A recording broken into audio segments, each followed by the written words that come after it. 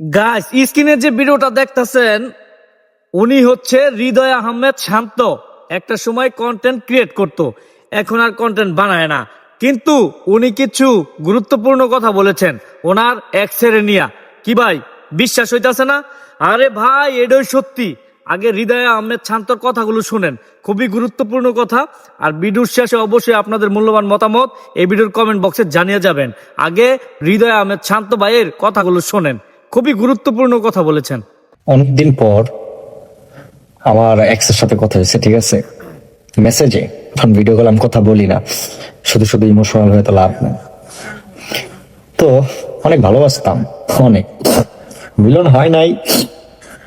আমি মনে করি যে এর ভিতরে মনে হয় আমার কোনো মঙ্গল আছে, যার জন্য আল্লাহ মিলন করায় আমার সাথে, অন্য কারোর সাথে করাইছে। তো ভিডিওটা যার জন্য করা সেটা হচ্ছে, আমি তো আপনাদেরকে সবই বলেছি, আপনারা সবই জানেন। সো আজকে একটা নিউজ পাইলাম, তো চাইতে সেই নিউজটা আপনারাও শুনেন।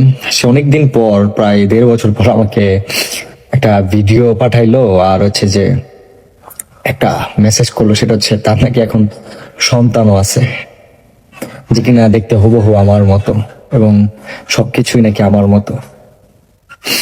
তো আমি এখন পর্যন্ত দেখি নাই বাচ্চাটাকে, যেহেতু আমার মতো বলছে, আমার খুব কৌতূহল ওই বাচ্চাটাকে দেখার। তো ভাবলাম ভিডিওটা আমি দেখি আপনাদেরকে নিয়ে, কারণ যেহেতু আপনারা সবই জানেন।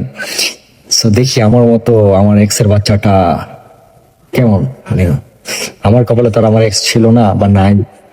সো বাচ্চাটা দেখি আমার মতো আদৌ কি হয়েছে কিনা।